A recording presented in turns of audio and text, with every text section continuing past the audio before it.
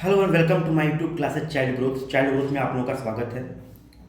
फिर से एक बार लेके आया हूँ साइंस का मोस्ट इंपॉर्टेंट चैप्टर आप लोगों के लिए, stars and the solar system, यानी तारे और सौरमंडल। ये चैप्टर का नाम है आप लोगों का। पूरी चैप्टर में क्लियर कराऊंगा आप लोगों को एज अ क्वेश्चन आंसर के माध्यम से पूरे चैप्टर को हम लोग देखेंगे, पूरे चैप्टर को समझ लेंगे। आप लोग बिल्कुल टेंशन मत लीजिए, इस चैप्टर को हम लोग बिल्कुल क्वेश्चन आंसर के माध्यम से सब कुछ समझने वाले हैं। ओके, सबसे पहला क्वेश्चन हमारा क्या है, what are celestial bodies. What are celestial bodies यानी सेलेस्टियल बॉडीज क्या है। आंसर देखते हैं। Celestial bodies are heavenly bodies refer to the planets, stars, moons and all the other natural objects present in space. यानी celestial body क्या है, celestial body या उसको हम हेवनली कह सकते हैं, हेवनली बॉडीज। ओके, ये क्या है, रिफर टू द प्लैनेट, यानी ये प्लैनेट्स को कहा जाता है। ठीक है ना, ये किसको कहा जाता है, प्लैनेट को ही कहा जाता है। जैसे स्टार्स हो गए, मून हो गए, ये जितने भी नेचुरल हैं यानी जो प्रकृति के द्वारा बनाए गए हैं, ठीक है, ऑब्जेक्ट जो कि स्पेस में प्रेजेंट रहते हैं, यानी स्पेस में मौजूद जितने भी प्राकृतिक प्लैनेट्स होते हैं, चाहे वो स्टार्स हो गए, मून हो गए, जितने भी ग्रह हो गए, इन सभी को हम सेलेस्टियल बॉडीज कहते हैं, जो कि नेचर के द्वारा बनाया गया है। ठीक है, क्वेश्चन नंबर 2 देखते हैं। Why is Venus called the evening star, यानी वीनस को हम लोग इवनिंग स्टार क्यों कहते हैं। चलिए इसका आंसर देख लेते हैं।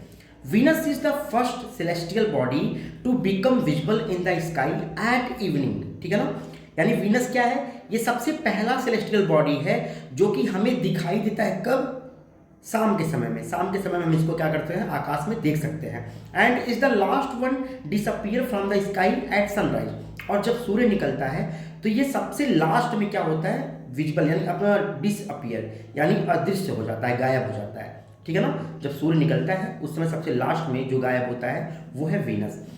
दिस इज वाई, इसलिए it is known as the morning and evening star, इसलिए ये मॉर्निंग और इवनिंग स्टार के नाम से जाना जाता है। ओके, चलिए देखते हैं question number 3। Name 3 constellations which are visible in the northern hemisphere, यानी 3 कॉन्स्टेलेशन का नाम बताना है जो कि हमें दिखाई देता है उत्तरी गोलार्ध की तरफ हमें दिखाई देता है, नॉर्दर्न हेमिस्फीयर। चलिए इसका आंसर देखते हैं। इसका आंसर है Ursa Major, Lynx and Ursa Minor. ये 3 चीजें, उर्सा मेजर हो गया, लिनक्स हो गया, उर्सा माइनर हो गया, ये 3 चीजें ऐसी हैं जो कि नॉर्दर्न हेमिस्फीयर में दिखाई देते हैं। ओके, और ये क्या है, कॉन्स्टिलेशन है, ध्यान रखिएगा, ये कॉन्स्टिलेशन है जो हमें नॉर्दर्न हेमिस्फीयर में दिखाई देते हैं। नेक्स्ट क्वेश्चन क्या है, क्वेश्चन नंबर 4। व्हाट इज मेट्राइट, मेट्राइट क्या है, तो अ मेट्राइट इज अ रॉक, यानी मेट्राइट एक क्या है, रॉक है, पत्थर है, चट्टान है, that falls to earth from space, जो स्पेस से पृथ्वी पे गिरता है। अब ध्यान रखिए आप लोग कि कभी आप लोग उल्का पिंड का नाम सुने ना, उल्का पिंड, उल्का पिंड क्या है, मेट्राइट ही है। ठीक है, एक तरह का पत्थर होता है जो आसमान से क्या होता है, टूटकर गिरता है। कभी कभी हम नहीं कहते कोई देखो तारा टूटकर गिर रहा है, वो तारा नहीं होता है, वही उल्का पिंड होता है, लेकिन फ्रिक्शन के कारण, वो घर्षण के कारण क्या होता है, वो चमकता है ना, तो वही होता है उल्का पिंड, उसी को मेट्राइट कहते हैं। Question number 5। Halley's comet was last seen in 1986, when will it be visible next, यानी हेलेट एक तरह से कमेट जो है, जो पिछली बार 1986 में दिखाई दिया था, अब आगे कब दिखाई देगा, ये क्वेश्चन है। इसका आंसर देखते हैं। हेले last appeared in the inner parts of the solar system.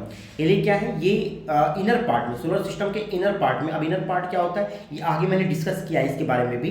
तो हेले जो लास्ट दिखाई दिया था वो सोलर सिस्टम के इनर पार्ट में दिखाई दिया था। कब दिखाई दिया था, इन 1986, and will next appear in mid 2061, और अब ये कब दिखाई देगा, 2061 के बीच में, 2061 के बीच में। क्लियर ये क्वेश्चन। चलिए देखते हैं question number 6। Which 2 planets have asteroid between them, यानी कौन से 2 प्लैनेट्स हैं जो एस्टेरॉइड के बीच में आते हैं, तो वो है Mars and Jupiter, have asteroids between them and has a large gap between orbits, यानी मार्स और जुपिटर जो होते हैं उनके बीच में क्या है, एस्टेरॉइड्स है। ओके, चलिए देखते हैं question number 7। What happens to meteors when they enter the earth atmosphere, यानी क्या होता है जब मेटर्स पृथ्वी के एटमॉस्फेयर, वायुमंडल में जब ये प्रवेश करते हैं। चलिए इसका आंसर देख लेते हैं। इसका answer when a meteorite enters the earth upper atmosphere, यानी जब मेट्राइट्स पृथ्वी के ऊपरी एटमॉस्फेयर में प्रवेश करते हैं, it heats up due to friction, तो ये घर्षण के कारण ना इनमें गर्मी उत्पन्न होती है फ्रॉम द एयर, यानी एयर में घर्षण के कारण। आपको पता है एटमॉस्फेयर हमारा जो होता है उसमें वहाँ पे एयर मिलता है, तो जब वो ऊपरी परत में आते हैं ना पृथ्वी के हमारे एटमॉस्फेयर में, तो वो क्या करते हैं, हवा से घर्षण करते हैं और उनमें हीट उत्पन्न होता है। आप लोग पता ही ना, अभी दो अगर हम लोग अपने हाथ को भी आपस में रगड़ेंगे ना, तो क्या होता है, घर्षण वहाँ पे उत्पन्न होता है, फ्रिक्शन होता है, तो गर्मी का एहसास हम लोग करते हैं। तो वही होता है, जब मेट्राइट्स पृथ्वी के ऊपरी वायुमंडल एटमॉस्फेयर में प्रवेश करता है, तो उसमें फ्रिक्शन के कारण गर्मी उत्पन्न होता है। The heat causes gases around the meteorite, और यही हीट उसके मेट्राइट के चारों तरफ गैस क्या करता है, फैलाता है, एंड टू ग्लो ब्राइटली, और उनको चमकन, मतलब कि वो ग्लो करने लगता है, चमकने लगता है, एंड अ मेटियर अपीयर्स, और हमें वो दिखाई देता है जिसको हम टूटता हुआ तारा बोलते हैं ना, वो देखो टूटता हुआ तारा गिर रहा है, वही टूटता हुआ तारा नहीं होता है, वही होता है आप लोगों का मेट्राइट्स। ओके, क्वेश्चन नंबर 8, अब लॉन्ग यहाँ से शुरू हो रहा है, long question. What is a pole star, pole star क्या है, how could you locate it with the help of Ursa Major, हम उर्सा मेजर की सहायता से कैसे उसको दिखा सकते हैं, पोल स्टार को दिखा सकते हैं। बहुत ही इंपॉर्टेंट क्वेश्चन है, समझने लायक क्वेश्चन है, तो इस तरह चलिए इसको समझते हैं। सबसे पहले the pole star is the star that is known to retain its position in the sky always, यानी पोल स्टार वह स्टार होता है जिसको हम जानते हैं कि वो हमेशा आकाश में अपना स्थान बरकरार रखता है, ठीक है ना, अपने स्थान पे वो काबिज रहता है, वहाँ पे पहले से ही रहता है। We can locate the position of the pole star with the help of the constellation Saptarishi, यानी सप्तऋषि की सहायता से, ठीक है ना, हम उस पोल स्टार को क्या कर सकते हैं, पता लगा सकते हैं, उस पोल स्टार का पता लगा सकते हैं। चलिए देखते हैं अगला क्वेश्चन क्या था कि how would you locate it with the help of Ursa Major. तो we can look for two stars at one end of the Ursa Major constellation that appears like a quadrilateral. Imagine a straight line passing through these stars and then extend this imaginary line about 5 times the distance between those two stars in the north direction.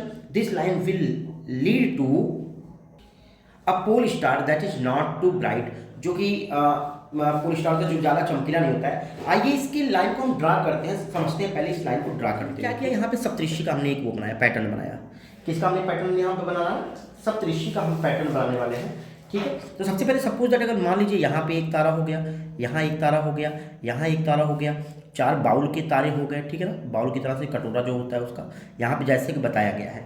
अगर हम इसको क्या करेंगे, आपस में क्या कर लेंगे, इसको मैच कर लेंगे, ठीक है। तो चलिए मैच करते हैं, ये इससे मैच किया, ये इससे मैच किया, ये इससे मैच किया, और ये इससे मैच करेंगे हम लोग, ठीक है ना।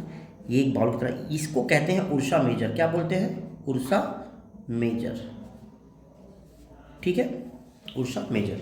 अब आप ध्यान दीजिएगा, कह रहा है कि वहीं से सीधे, यानी जो ये लाइन है यहीं से सीधे, अब आप ध्यान रखिएगा कि अब इसके सीधे ऊपर ऊपर की तरफ जाएंगे, ऊपर की तरफ जाएंगे।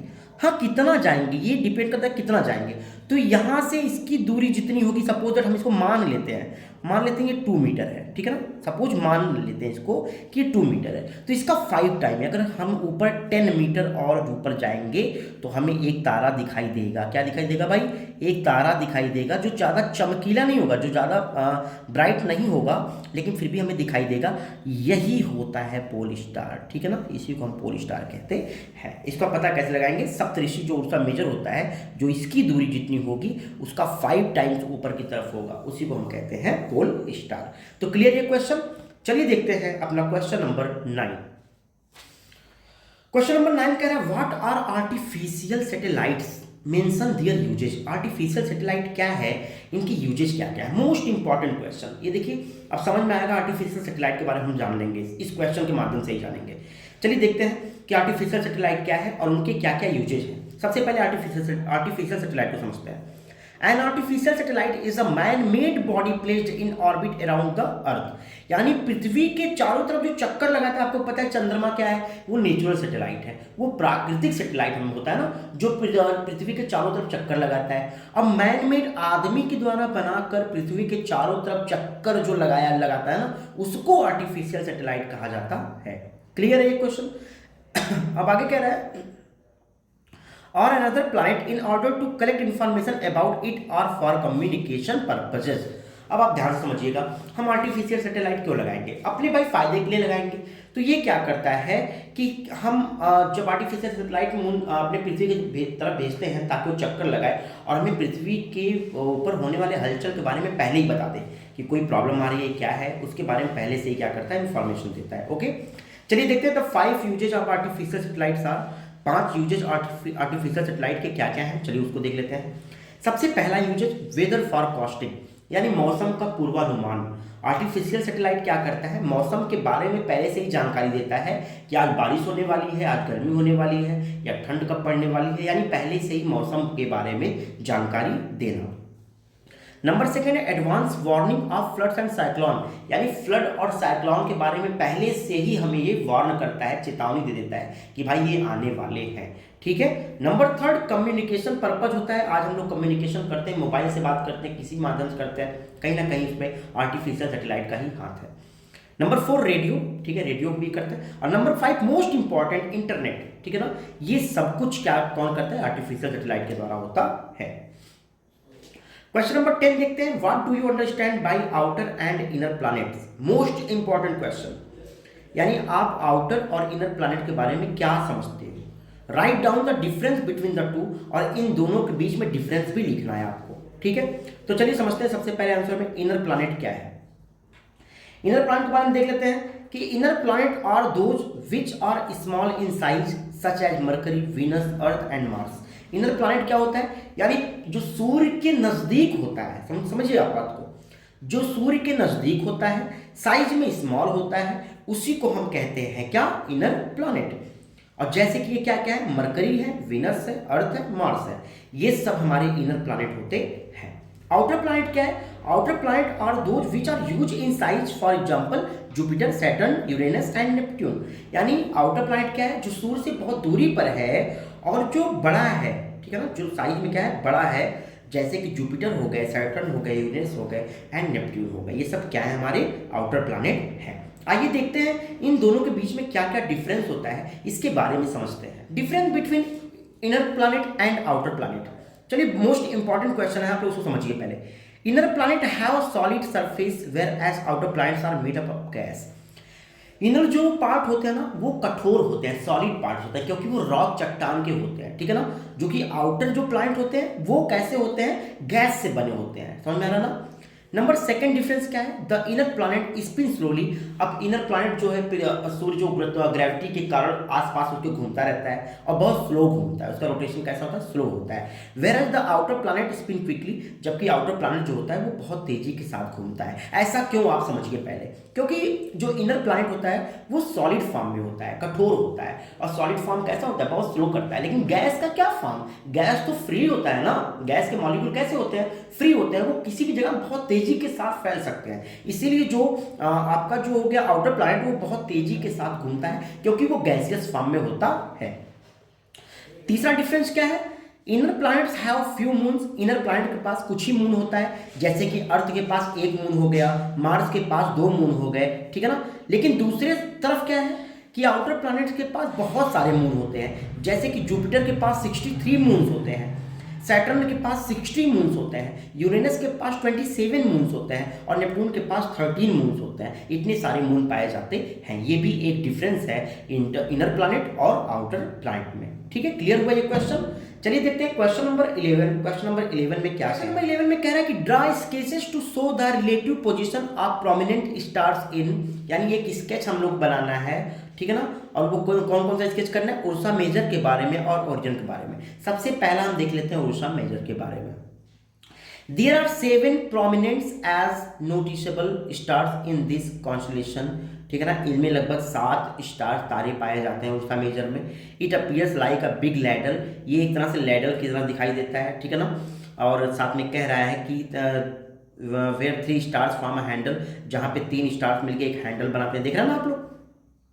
And 4 stars form a bowl, और 4 स्टार्स मिलकर एक बाउल का निर्माण करते हैं।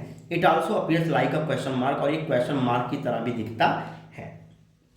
क्लियर है। और ये है इसका स्केच, आप लोग ड्रॉ कर लीजिएगा, ये बहुत इंपॉर्टेंट। इसको क्या करना है, इसको ड्रॉ करना है, मैं लिख दे रहा हूँ इसको ड्रॉ, ठीक है, इसको ड्रॉ करना है।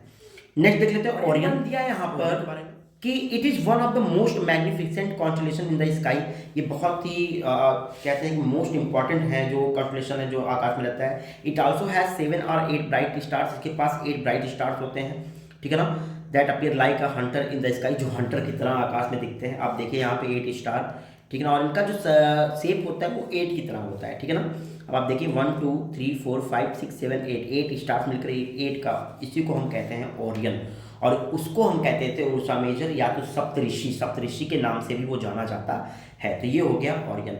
आइए देखते हैं क्वेश्चन नंबर 12, लास्ट क्वेश्चन हमारा, उसको देख लेते हैं। क्वेश्चन नंबर 12 कह रहा है कि define a light year, light year को डिफाइन करना है, परिभाषित करना है। एक फिर क्वेश्चन उसमें पूछ रहा है कि why is the distance of stars measured in light years, कि स्टार को हम लाइट ईयर्स में क्यों उसकी दूरी को नापते हैं। एक और क्वेश्चन इसमें दे रहा है, अ star is 5.3 light years away from earth, what does it mean, इसका क्या मतलब होगा। 3 क्वेश्चन पूछा है, मैं तीनों का आंसर इसमें देने वाला हूँ। सबसे पहले देखते हैं define a light year.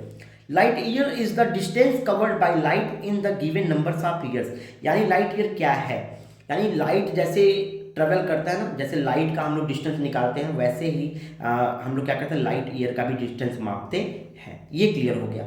Second है कि why is the distance of star measured in light years, देख लेते हैं। Since the distance of star from us astronomically huge, कहते हैं ना कि स्टार की दूरी बहुत ज़्यादा दूर है, मिलियंस, पता नहीं कितने मिलियंस होंगे, बहुत ज़्यादा दूरी पर है, जिससे कि हम लोग क्या करते हैं उसको ऐसे नहीं माप सकते, किलोमीटर में इस तरह से नहीं माप सकते।